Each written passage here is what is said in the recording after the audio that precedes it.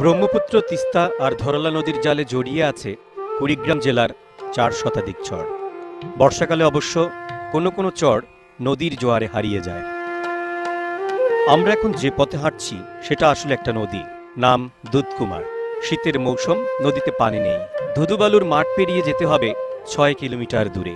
আমাদের গন্তব্য চর পার্বতীপুর।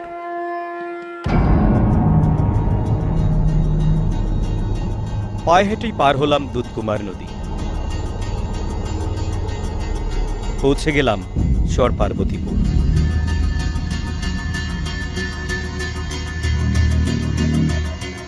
অচেনা একটা বাড়ির ভেতরে ঢুকলাম। বাড়িতে পুরুষ নেই, তবে দুজন নারী আছে।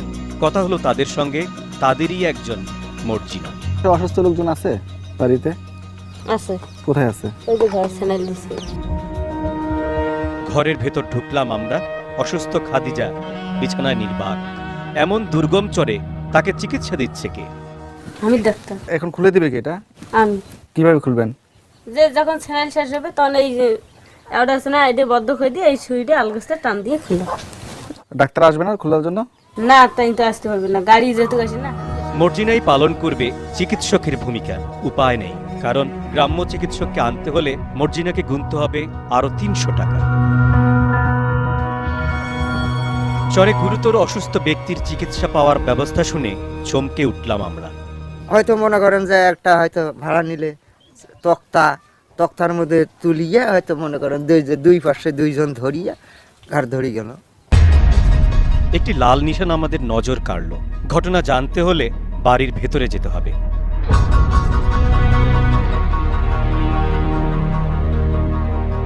আলামিন, বয়স মাত্র 11। 6 মাস আগেও বন্ধুদের সঙ্গে স্কুলে যেত, মাঠে খেলাধুলাও করত। একদিন খেলতে খেলতে হঠাৎ অসুস্থ হয়ে পড়ে আলামিন। সব দুর্বল হয়েছে না, তা একটু চিকিৎসা নিয়ে দেখি। ওই ইঞ্জেকশন মানে স্যানেল টেনাল নিবে গেছি, আরো সব বেশি করে। তারপর চলে একের পর এক অপচিকিৎসা। ভালো চিকিৎসকের কাছে যখন নিয়ে যাওয়া হলো, ততদিনে আলামিন পুরোপুরি শারীরিক প্রতিবন্ধী আর পরিবারটি পুরোপুরি নিঃস্ব। কবরে যে 5-6,000, 7,000, 8,000 এদিন করে দিতে মনে করেন শেষ হয়ে গেছে। এখন চিকিৎসক নেই, কবিরাজি এখানকার শেষ ভরসা। তার কথাতেই বাড়ির আঙ্গিনায় লাল নিশানা। কিন্তু কেন? এটাই বলে দেওয়া ভূতের, ওইটাই বলে গাড়ি দিয়ে গেছে, সেই জন্য দেওয়া ভূত খেদা। ভূত কি গেছে ওর শরীর থেকে? ভূত বলে বড় আলা, নিজে না জানলে করার মতন কোনো আছে? ভূত। আসলে ভূতের নামে কবিরাজের খপ্পরে পড়েছে আলামিনের পরিবার। এখানে এভাবেই চিকিৎসার নামে অপচিকিৎসা চলে একের পর এক। কুড়িগ্রাম জেলার সবচেয়ে কম দূরত্বের চর এটি। জেলার সবশেষ যে চর, সেখানে গেলে আমাদের অনুসন্ধান টিমের একদিনের ভিতরে ফেরত আসা সম্ভব ছিল না। এই চরের চিত্রই বলে দিচ্ছে এখানকার স্বাস্থ্যসেবার হাল কি রকম। এবার আমরা দেখে নিতে চাই সারা দেশের স্বাস্থ্যসেবার পরিসংখ্যান।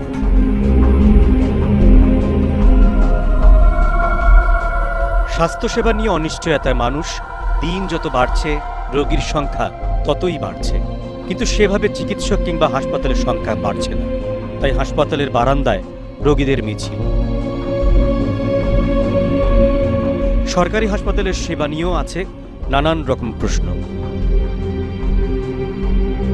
স্বাস্থ্য অধিদপ্তরের সর্বশেষ পরিসংখ্যান বলছে সারা দেশে সরকারি হাসপাতালের সংখ্যা 583টি।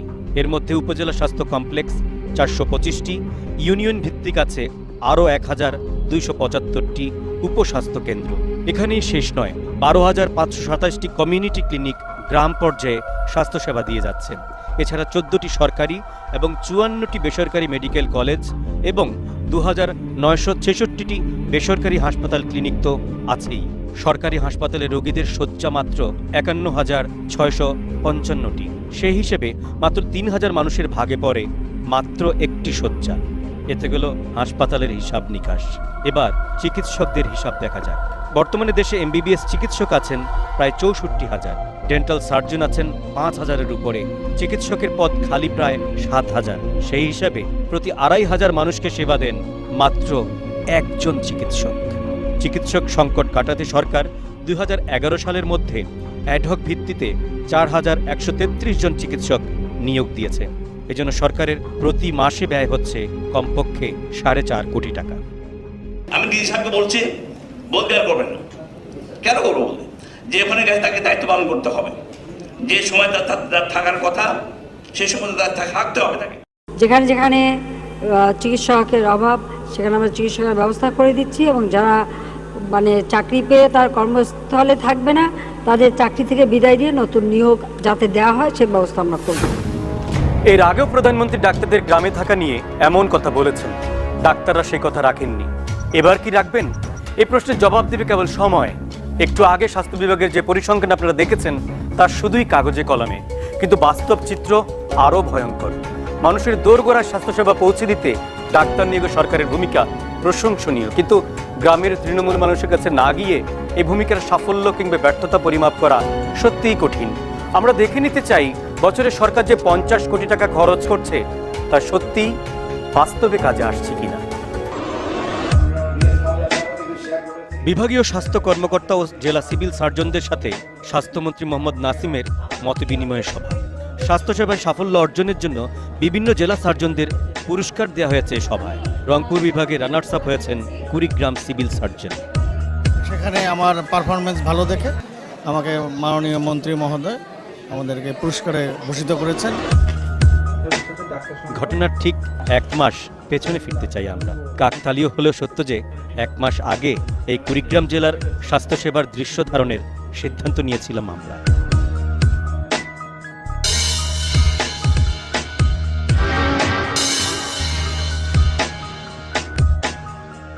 স্বাস্থ্য অধিদপ্তরের নিজস্ব ওয়েবসাইট, এখান থেকেই আমরা বিভিন্ন তথ্য সংগ্রহের কাজ শুরু করলাম। আমাদের প্রথম টার্গেট উত্তরের জেলা কুড়িগ্রাম। ক্যামেরায় আমাদের সাথে যোগ দিলেন গোলাম কিবরিয়া।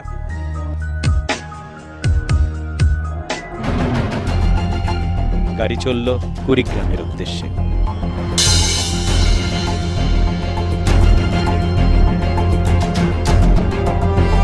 রায়গঞ্জ পল্লী স্বাস্থ্য কেন্দ্র, 10 শয্যা বিশিষ্ট হাসপাতাল।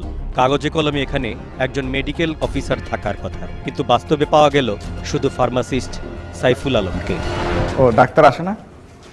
এখানে ডাক্তার আসে না।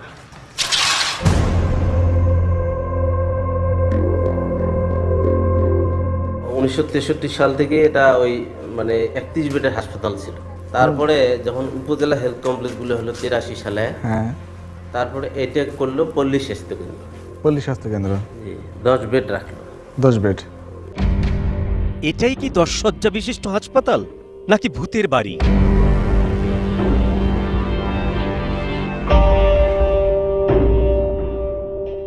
ও একটু টেলিভিশন থেকে, সেন্টার থেকে।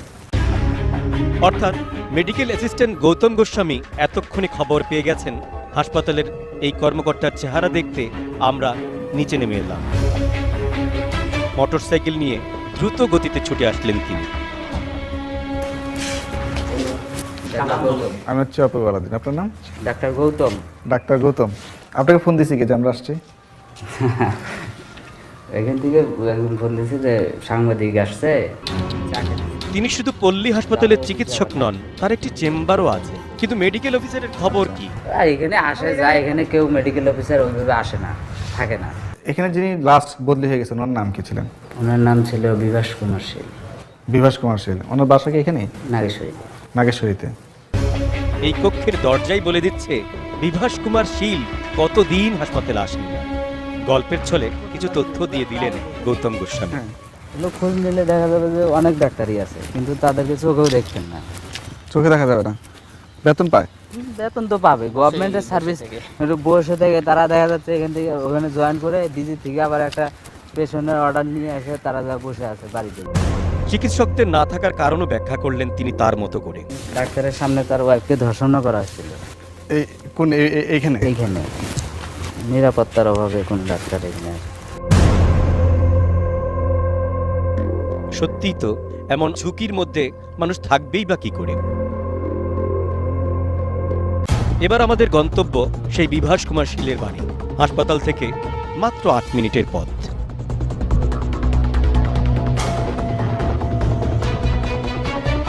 বিভাস কুমার বাড়িতে নেই, তবে তার বাবা উপেন্দ্রনাথ শীল আছে। তিনিও একজন চিকিৎসক। শুধু তাই নয়, 2 বছর আগে তিনি নাগেশ্বরী উপজেলা স্বাস্থ্য কর্মকর্তা ছিলেন, আর তার আমলেই ছেলে বিভাস এখানে নিয়োগ পান। ছিলেন মাত্র 6 মাস। কিন্তু বিভাস এখন কোথায়? না তো এখন বদলি হয়ে গেছে। বদলে কোথায় গেছে? এসিস্ট্যান্ট রেজিস্ট্রার রংপুর মেডিকেলে। গ্রামের মানুষের স্বাস্থ্যের অবস্থা যাই হোক, বিভাস কুমারের একটি বড় পদের দরকার, কিন্তু গ্রামে থাকলে তো আর সেই পদ পাওয়া যাবে না, তাই তাকে ছুটতে হয়েছে শহরে। রংপুর মেডিকেল কলেজের বিভাস কুমার সহকারী রেজিস্ট্রার, তার পাশাপাশি হার্টের চিকিৎসাও দেন তিনি। কিন্তু তার অনুপস্থিতিতে গ্রামের সেই বিপন্ন মানুষগুলো কেমন করে চিকিৎসা সেবা পাচ্ছে তা একটু দেখে নিতে চাই আমরা। কিন্তু তার আগে একটা বিরতিতে যাব।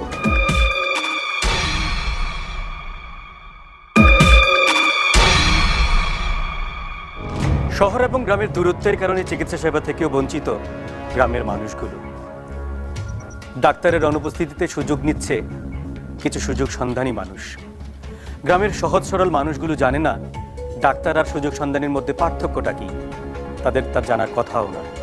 বিপদে পড়ে তারা ছুটে যায় স্থানীয় উপস্বাস্থ্য কেন্দ্রে, আর এই সুযোগে পিয়ন হয়ে ওঠে ডাক্তার।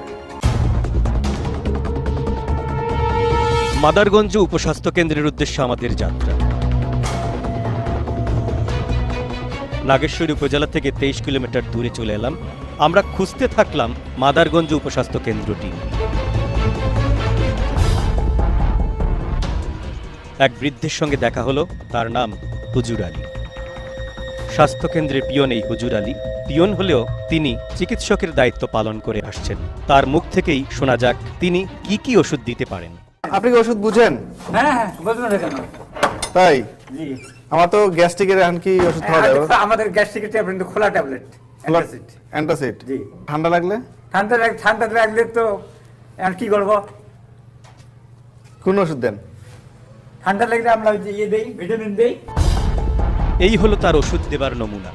ওই হাত পা কেটে গেলে তারপরে ব্যথা করলে এটা ব্যথা করলে আপনি ইয়ে খাবেন, যদি তখন আপনি এই যে টিসি খাবেন, টিসির সঙ্গে প্যারাসিটামল খাবেন। এমন ওষুধের নাম জেনে মনে মনে নিজেকে চিকিৎসক ভাবতে শুরু করেছেন হুজুর আলী। ভবিষ্যৎ পরিকল্পনাও আছে তার। শুনেন, আমি যদি আল্লাহ না করে ইয়েতে যাবো, রিটায়ারে যাবো, রিটায়ারে গেলে আমি ওই ডিসপেন্সারিতে বসে ওষুধ বিক্রি করতে পারবো, রুগী দেখতে পারবো। এবার একটু এলাকায় ঘুরে দেখা যাক এই হুজুর আলীকে কে কিভাবে চেনে। হাসপাতালে কি উনি? ডাক্তার। কোথাকার ডাক্তার? হাসপাতালে। হাসপাতাল ডাক্তার। এই বৃদ্ধকে দেখুন, হাঁপানিতে ভুগছেন দীর্ঘদিন। কবিরাজকে 50,000 টাকা দেবার পরও বুক ভরে তিনি নিঃশ্বাস নিতে পারছেন না। খুব কষ্ট হয় তার। তো আপনি না ডাক্তার, আর তো ধরপড় করাইছেন কেন? আমাদের ওই অত তো ইয়ে নেই, কি নেই? অত তো আমাদের ঔষধ নেই যে আমরা তাকে দিতে পারবো। এমন রোগের কাছে ধরা সেই হুজুর আলী, আর মাদারগঞ্জবাসী ধরা MBBS চিকিৎসকদের কাছে। MBBS হ্যাঁ, এখানে নিযুক্ত আছে, কিন্তু তারা থাকে শহরে।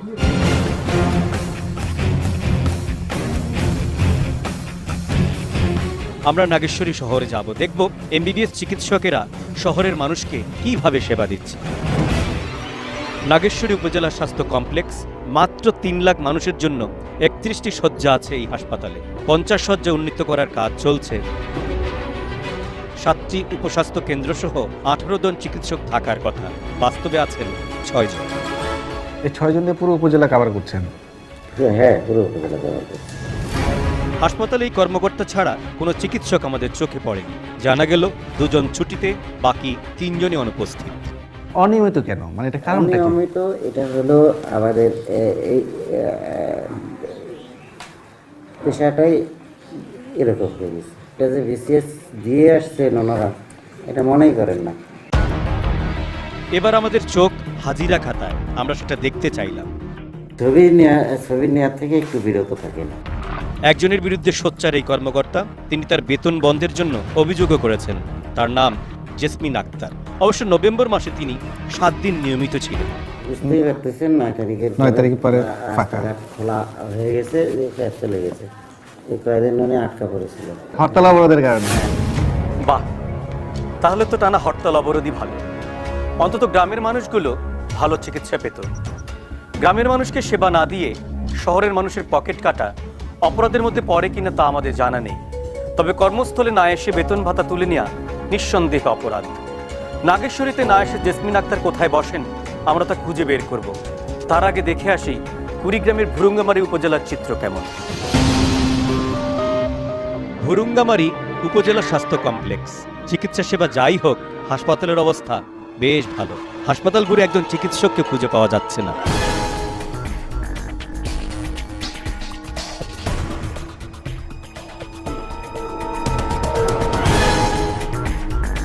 কর্তব্যরত চিকিৎসকদের নামের তালিকায় আমাদের চোখ। এখন যে চিকিৎসকের থাকার কথা তার নাম আব্দুর রহমান। আজকে কি বার? সোমবার। ডাক্তার আব্দুর রহমান সরকার, ওনার থাকার কথা। জরুরি বিভাগে ডাক্তার কে আছেন? রহমান আঙ্কেল। উনি কি আছেন না চলে গেছেন? বাসায় খাইতে গেছেন। আর রহমানের তো এখন ডিউটি শুরু, সে তো খেয়ে আসবে, আবার খাইতে গেছে কেন এখন? আমি জানি না।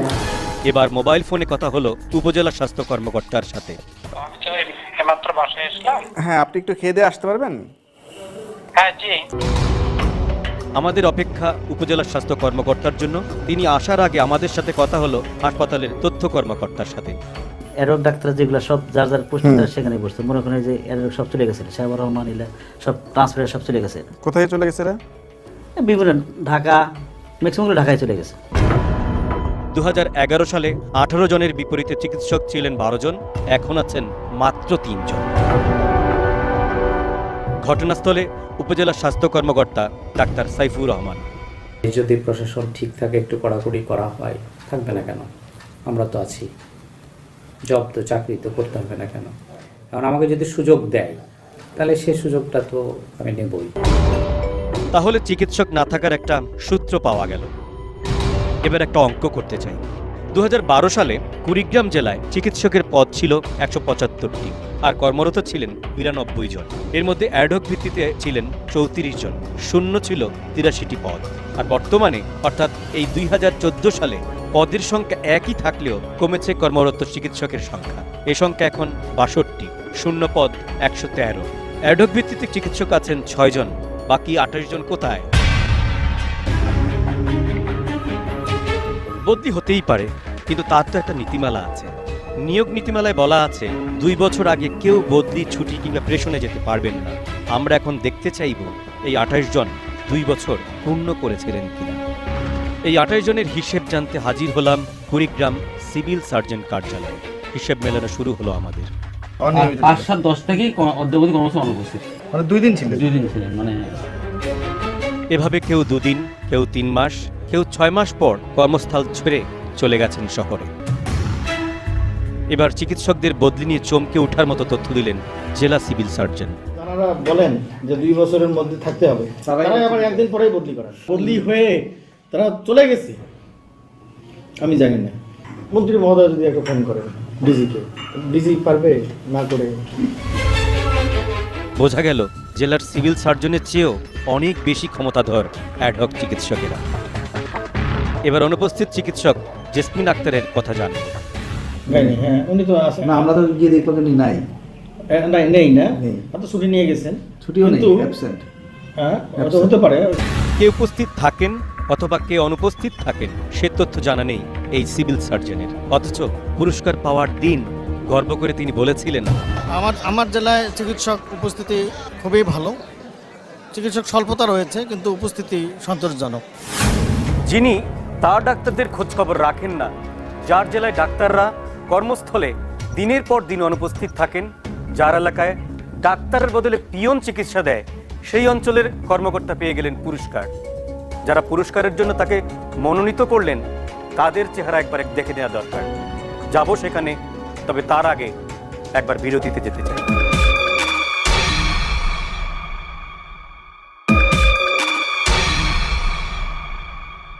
অবহেলিত কুড়িগ্রাম জেলায় ডাক্তারের সুযোগ সুবিধা এমনিতেই কম।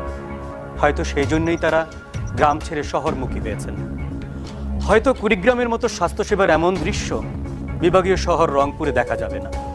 মফস্বলে জেলা শহর ছেড়ে আমাদের অনুসন্ধানী টিম ঘুরে বেরিয়েছে নতুন বিভাগীয় শহর রংপুর জেলায়। বিভাগীয় জেলা শহর রংপুর। 30 মিনিট পথ পাড়ি দিয়ে মিঠাপুকুর উপজেলার ইমাদপুর ইউনিয়নে পৌঁছলাম, কিন্তু উপস্বাস্থ্য কেন্দ্রটি আমাদের নজরেই পড়ছে না। ইমাদপুরে আর ক্লিনিক আছে? ওই যে সাব সেন্টার আছে? আছে। কোথায়? সাব সেন্টার লাই যে সামনে ছাড়ি আছে। ওই পাশে? হ্যাঁ। স্থানীয় লোকজনের নির্দেশনা অনুযায়ী স্পটে এসেও অনেকটা দ্বিধাদ্বন্দ্বে ছিলাম, বুঝতে পারছিলাম না এটা উপস্বাস্থ্য কেন্দ্র কিনা। এই যে ইমাদপুর উপস্বাস্থ্য কেন্দ্র। তার মানে এই ভাঙা টিনের চালার ঘরটিই হচ্ছে ইমাদপুর উপস্বাস্থ্য কেন্দ্র। এই বৃদ্ধকে দেখুন। আপনি রোগী না চাকরি করেন? চাকরি কোথায়? কোথায় কোথায়? কি হিসেবে চাকরি করেন? পিয়ন। প্রথম দেখাতে একজন রোগী মনে হতে পারে, কিন্তু না, তিনি এই স্বাস্থ্য কেন্দ্রটি দেখভাল করছেন। ফার্মাসিস্ট হরলাল আসেন মাঝে মাঝে, আর চিকিৎসক ডাক্তার আসে কখনো? Medical officer? এবার যাত্রা শুরু করলাম পায়রাবন্দ ইউনিয়নের উদ্দেশ্যে। পায়রাবন্দ ইউনিয়ন পরিষদ এলাকা, মহিষী নারী বেগম রোকেয়ার জন্মস্থান এই পায়রাবন্দের উপস্বাস্থ্য কেন্দ্র খুঁজতে হবে আমাদের। স্বাস্থ্য কেন্দ্র আছে না? উপস্বাস্থ্য কেন্দ্রগুলো আছে না? পায়রাবন আছে না একটা? পায়রাবন। গেটের ওই জায়গায়, গেটের সামনে ওই একই। আচ্ছা, এখানে স্বাস্থ্য ক্লিনিকটা কোনটা? যে সাব সেন্টার, উপস্বাস্থ্য কেন্দ্র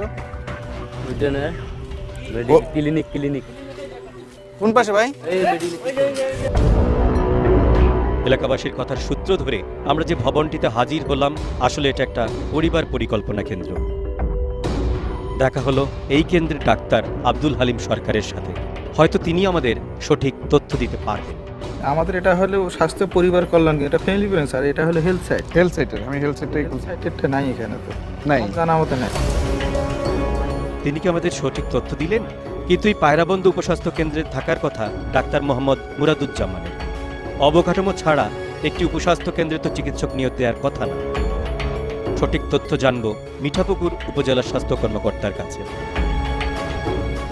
যে ছেলে যাবে, যে তাদের একটা চেয়ার টেবিল বসে বা তার একটা ফার্স্ট ক্লাস গেজেটেড অফিস আসে, তার জন্য যদি একটা মানে বাথরুমও না থাকে, তার যদি ইয়ার মধ্যে রানিং ওয়াটার না থাকে বা ইলেকট্রিসিটি না থাকে, তাহলে সেখানে তারা কাজ করতে পারে।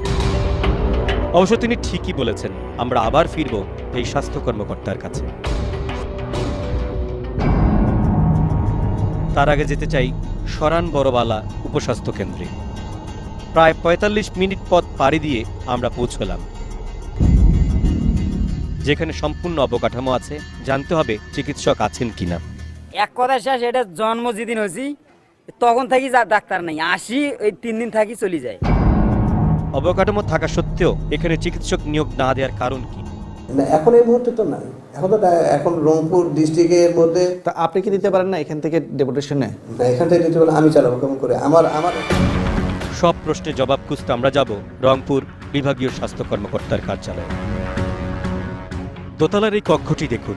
এখানে যারা বসেন তারা কর্মস্থলে অনুপস্থিত চিকিৎসকদের বিরুদ্ধে ব্যবস্থা নেন। এখন ওনাদের বিরুদ্ধে ব্যবস্থা নেবেন কি? একটা চেয়ারের একটা লোক নেই, আপনি বুঝেন?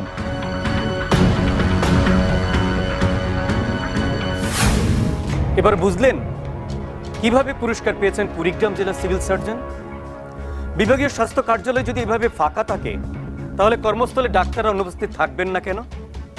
আমরা জেলা সিভিল সার্জনের অসহায়ত্বের কথা শুনেছি, জেনেছি ডাক্তাররা স্বাস্থ্য অধিদপ্তর থেকে নিজেদের বদলির আদেশ নিজেরাই নিয়ে আসেন।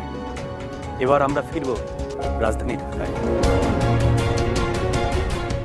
ঢাকা জেলার বেরাইদ ইউনিয়ন। এখানে উপস্বাস্থ্য কেন্দ্রে কোনো অবকাঠামোই নেই। বেরাইদ পরিবার পরিকল্পনা কেন্দ্র ইউনিয়নে একজন চিকিৎসক নিয়োগ দেওয়া হয়েছে, কিন্তু চিকিৎসা দিচ্ছেন পরিবার পরিকল্পনার কর্মচারীরা। স্বাস্থ্য থেকে কোনো লোক এখানে দেওয়া নেই? আমার জানার মধ্যে দেওয়া আছে, কিন্তু আমি ওদেরকে কালে ভদ্রে দেখি। এবার আমাদের যেতে হবে ভাটারা ইউনিয়ন পরিষদে। পরিবার পরিকল্পনা কেন্দ্রের সুপারভাইজার স্বাস্থ্য বিভাগের চিকিৎসক সম্পর্কে তিনিও একই রকম তথ্য দিলেন। না, এখানে বসে না কেউ, বসে না। আমরা ফ্যামিলি প্ল্যানিং এর। এভাবে ঢাকার 17টি ইউনিয়নে 17 জন চিকিৎসক আছেন।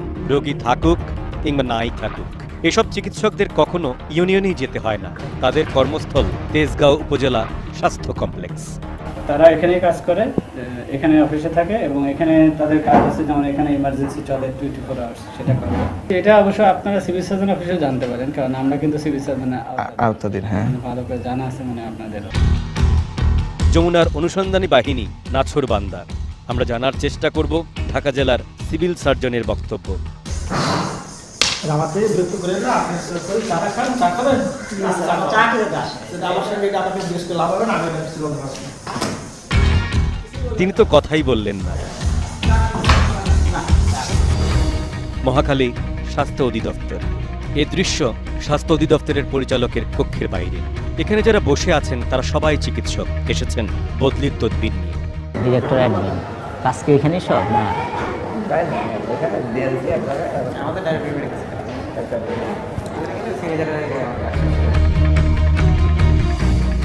অধিদপ্তরের পরিচালক প্রশাসন ডাক্তার শাহনেওয়াজ ক্যামেরায় আনুষ্ঠানিকভাবে বক্তব্য দিতে ভীষণ আপত্তি আছে তার।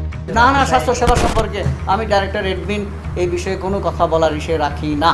জেলা পর্যায়ে বলেন যে আপনারা স্ট্যান্ড রিলিজ নিয়ে আসেন ডাক্তার। সিভিল সার্জন সাহেবরা যখন এই চেয়ারে বসবে তখন বুঝবে কেন স্ট্যান্ড রিলিজ লেখা হয়।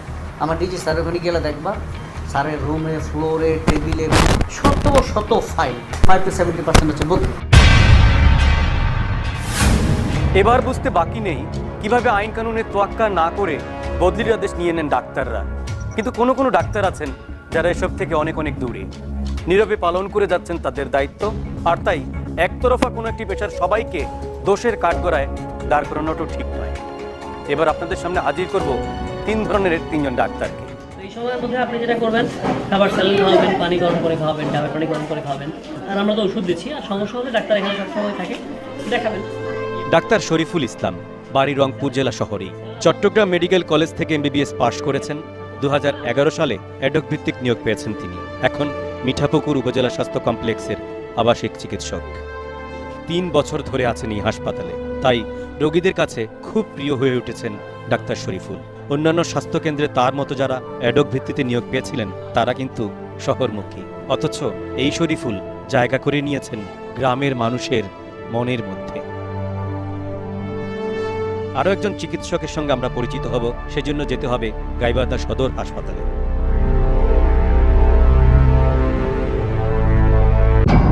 কুলসুম বেগম এসেছেন সুন্দরগঞ্জ উপজেলা থেকে।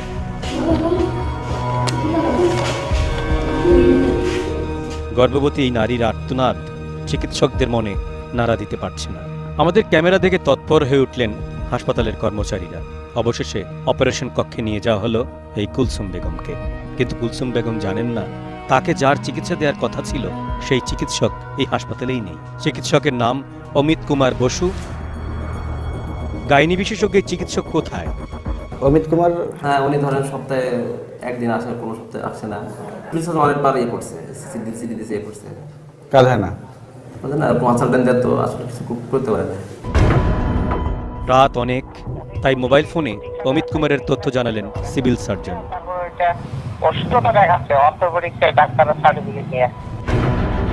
অসুস্থ অমিত কুমারকে দেখতে আমরা যাব। আমাদের গন্তব্য আবারও কুড়িগ্রাম। অমিত কুমার বসু এই এলাকায় থাকেন, তার জন্য আমাদের অপেক্ষা।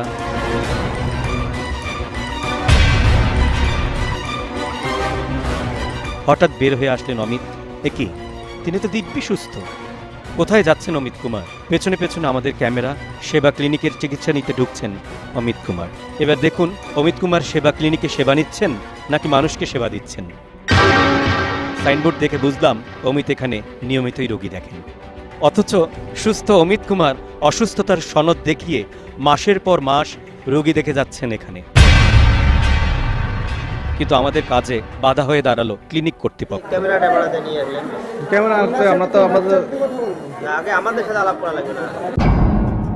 এর মধ্যে আমাদের চোখ ফাঁকি দিয়ে হাসপাতাল ছেড়ে পালালেন অমিত কুমার। আমাদের চেষ্টা অব্যাহত। হাসপাতাল কর্তৃপক্ষের যোগাযোগ মোবাইল ফোনে। আপনি আসেন স্যার, সমস্যা নেই স্যার। কোনো রকম ক্ষতি হবে না এইরকম একটা ভরসা পেয়ে ফিরে আসলেন অমিত কুমার। আপনি কি চাকরি ছেড়ে দিয়েছেন? চাকরি ছাড়া আমি মোটামুটি ছুটিতে আছি। আমারও তো 5 বছরের মতো ছুটি পাওয়া আছে। চাকরি দূরে বদলি করে দিয়েছি, আমি সেখান থেকে ছুটি নিয়ে আসছি।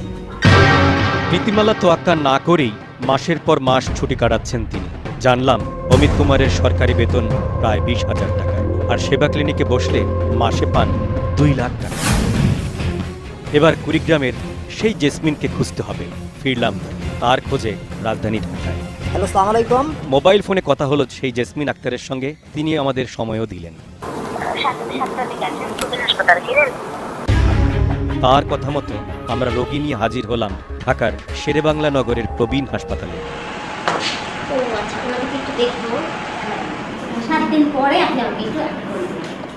400 টাকা ভিজিট দিয়ে রোগীও দেখলাম আমরা। এবার ক্যামেরার মুখোমুখি জেসমিন আক্তার। আমি তো এখানে বিকালবেলা প্র্যাকটিসের জন্য মাঝে মধ্যে আসি। আমার বসি কুড়িগ্রাম। এখানে হচ্ছে আমার বাসা, এই জন্য আমি এখানে আসছি। বুঝতে পারছেন? তিনি বিব্রত আর তাই বেরিয়ে গেলেন হাসপাতাল থেকে। এবার আমরা জানবো কি কি কারণে গ্রামে ডাক্তাররা থাকতে চান না।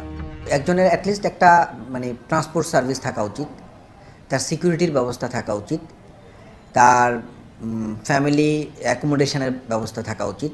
অবকাঠামোগত যদি উন্নয়ন না করতে পারবেন, কেউ গ্রামে যে ওখানে থাকতে চাইবে না। কথায় অবশ্য যুক্তি আছে। আর্থিক সুবিধা আর বাসস্থানের নিরাপত্তা দিতে না পারলে ডাক্তারদেরই বা দোষ দিয়ে লাভ কি? কিন্তু সকল সুযোগ সুবিধা দেবার পরও কি তারা গ্রামে থাকবেন? প্রশ্ন থেকেই যায়।